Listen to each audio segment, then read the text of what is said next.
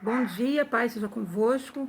O nosso assunto hoje, nós estamos no terceiro vídeo, o nosso assunto hoje é a vinda de Cristo e nós vamos falar sobre esse momento. O Senhor Jesus, ele já veio, ele nasceu, ele cresceu na graça, no conhecimento, ele exerceu o ministério dele, ele morreu, ele ressuscitou e ele subiu aos céus. Então vamos ver aqui esse momento.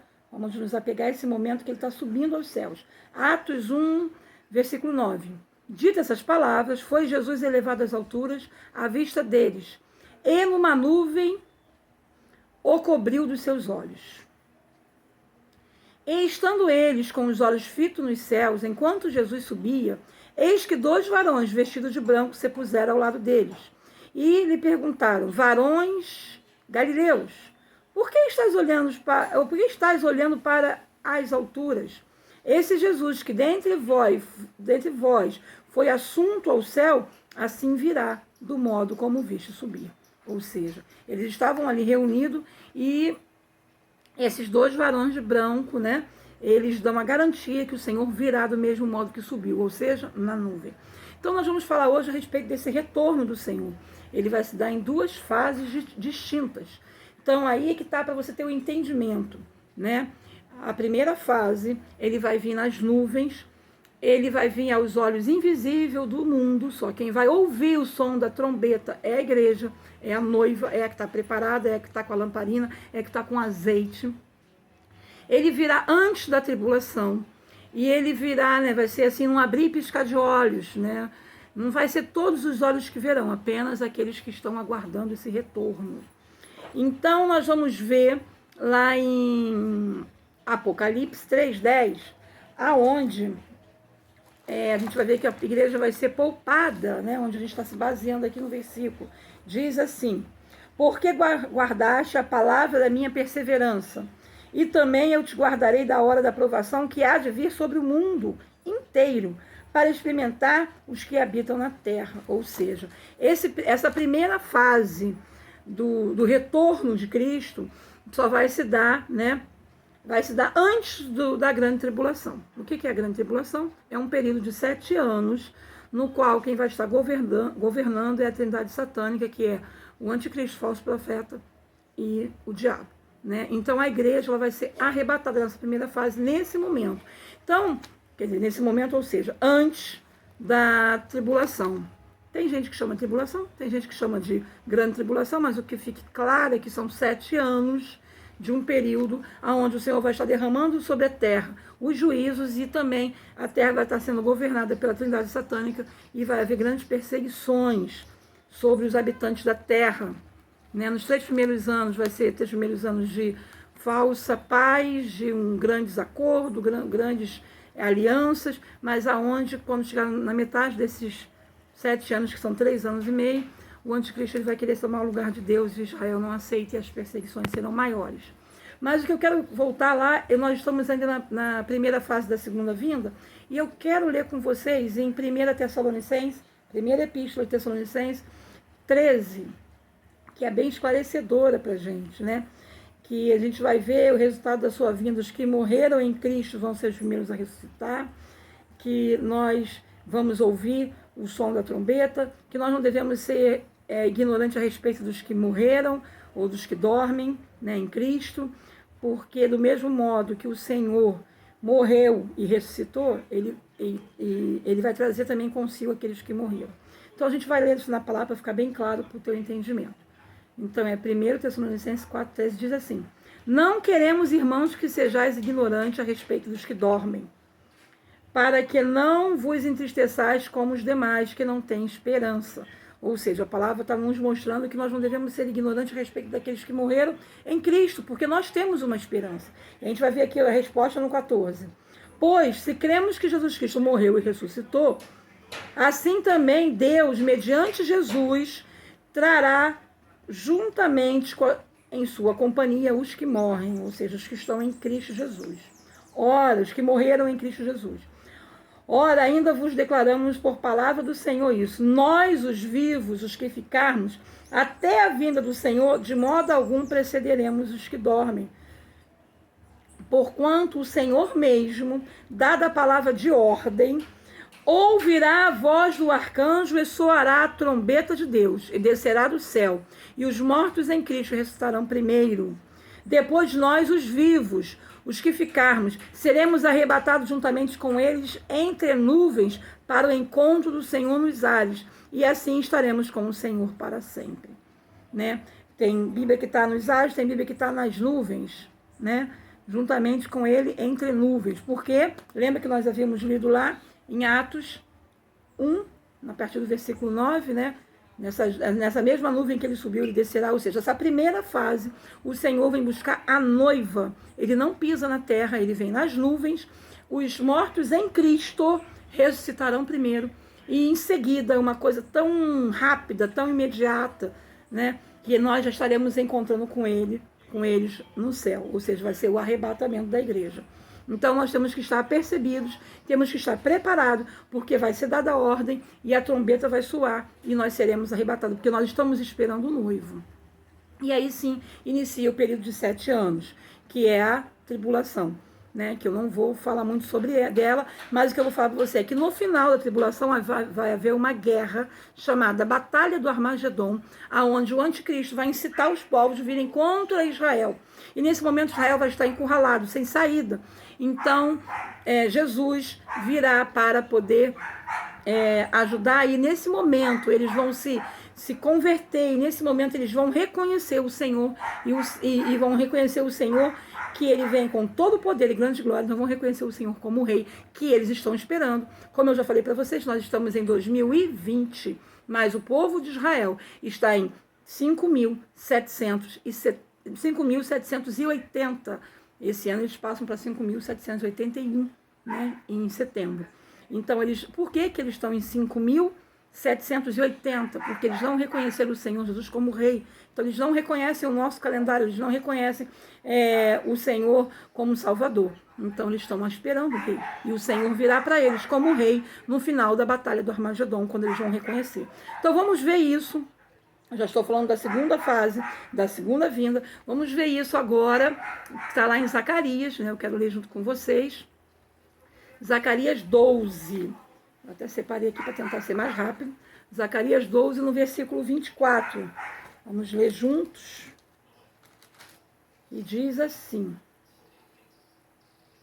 Perdão, Zacarias 12, 9. Não é 24 não, tá? 12, 9. Naquele dia, procurarei destruir todas as nações da terra que vierem contra Jerusalém. Versículo 11. Naquele dia será grande o pranto em Jerusalém, como o pranto de Adadrom no vale do Megido. E a terra pranteará por família parte. Aí vem dizendo as famílias, né? O que eu quero ler agora com vocês é o 14, 2. Porque eu ajuntarei todas as nações para pelejar contra Jerusalém. Como eu te falei, né? Eles virão todos contra Israel na batalha do Armagedon. E a cidade será tomada, e as casas serão saqueadas, e as mulheres forçadas. Metade da cidade sairá para o cativeiro, mas o restante do povo não será expulso da cidade. Então sairá o Senhor a pelejar contra as nações, como pelejou no dia da batalha.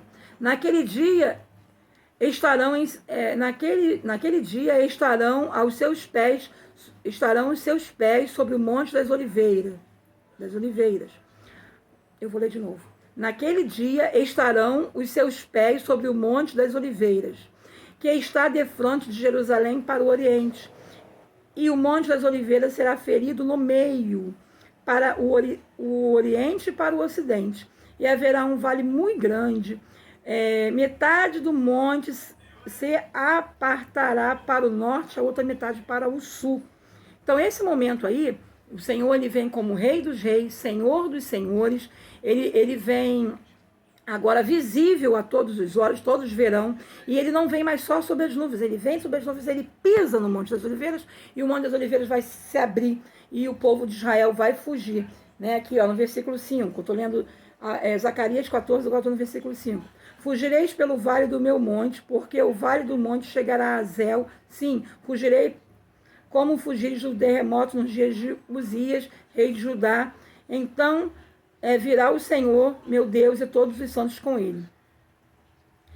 Né? Então haverá aqui, o Senhor ele vai libertar, vai salvar. Naquele mesmo instante Israel vai reconhecer o Senhor como Rei dos Reis e Senhor dos Senhores. Se você quiser, a gente pode ler lá em Marcos 13, que vai nos dar aqui um outro entendimento falando sobre esse assunto. Ó. Marcos 13, cadê o versículo? 24, diz assim: mas naqueles dias, olha bem, mas naqueles dias, após a referida tribulação, que são 7 anos, o sol escurecerá e a lua não terá mais a claridade. E as estrelas cairão do firmamento e os poderes dos céus serão abalados. Então verão o Filho do Homem vir nas nuvens com grande poder e glória. Então, essa segunda fase, ele vem sobre as nuvens, pisa no Monte das Oliveiras, mas ele não vem mais humilde. Ele agora vem com todo o poder e grande glória.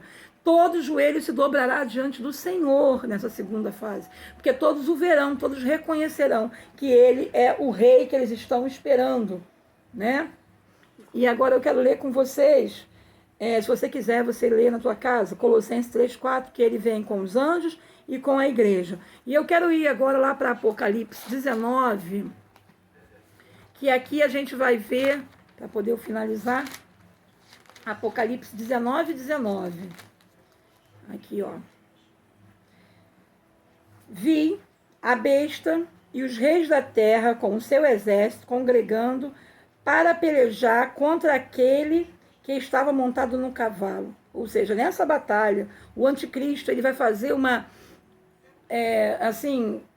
grande convocação para que as pessoas venham contra Israel. E quando eles vierem ver, né, que Jesus está sob o Monte das Oliveiras, aí eles vão tentar vir.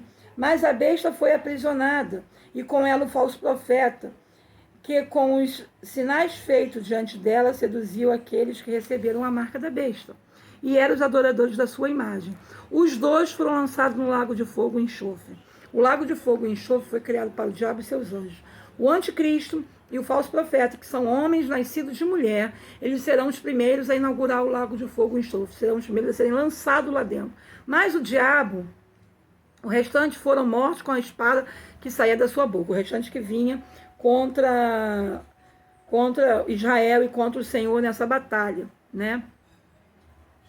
Mas o diabo ele vai ser preso por 1000 anos, né? Eu tinha aberto essa parênteses aí, voltando lá.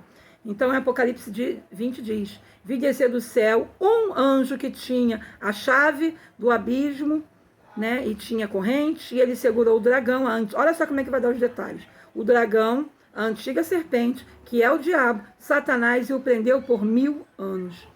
E lançou-o num abismo, e fechou, e pôs selo sobre ele, para que não mais enganasse as nações, até que se completasse 1000 anos. Depois disso, é necessário que seja solto por um período de tempo. Então, eu vou fazer aqui simplificar esse momento, porque isso é um outro vídeo. Então, esse tempo aí que o diabo ele vai ser preso durante 1000 anos, vai haver o milênio, onde o Senhor Jesus vai estar aqui na terra, né, governando. Né? E é necessário que o diabo seja solto depois desse período de 1000 anos, para ele provar o homem. E ele vem enganando as nações, né, como a areia do mar. Então, Cristo vai reinar durante esses 1000 anos, está lá em Apocalipse 26, eu não vou ler, mas eu vou ler aqui a partir do versículo 7. O versículo 6 diz sobre reinarão com Cristo, né, durante 1000 anos, 7. Quando, porém, se completar 1000 anos, Satanás será solto da sua prisão, e sairá a seduzir as nações que estão no 4 cantos da terra, Gog e Magog, e no fim reunirá para a peleja, ou seja, no final do milênio. Ele ainda vai levantar um povo, né, que só teve a alegria de viver com Cristo. Então ele vai enganar essas pessoas, e essas pessoas virão contra Cristo. E o número deles é como a areia do mar, não é pouca, gente, né? E marcharão na superfície da terra e sitiarão o acampamento dos santos, que é a cidade querida. Eles vão direto para Jerusalém. E descerá fogo do céu e os consumirá. O diabo, o sedutor deles, será lançado no lago... Estou lendo o versículo 10 agora. O diabo, o sedutor deles, será lançado no lago de fogo e enxofre, onde também se encontra não só a besta, como o falso profeta. e serão atormentados dia e noite pelos séculos dos séculos. Ou seja, qual é o desfecho dessa história? Né? A trindade satânica, o anticristo e o falso profeta serão logo no finalzinho, né? Depois que Cristo vier com todo poder e glória, ele vai lançar os dois no lago de fogo, vai aprisionar o diabo por 1000 anos. No final desses 1000 anos, ele ainda engana algumas pessoas das nações, como a areia do mar, e depois ele também vai ser lançado no lago de fogo e enxofre.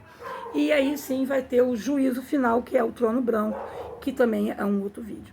Deus abençoe você e que você estude e aproveite esse tempo que nós estamos em quarentena para meditar na palavra, para o teu enriquecimento espiritual, para que você também cresça, né, em graça e no conhecimento, que o Senhor derrame bênção sobre a sua vida e sobre a sua família.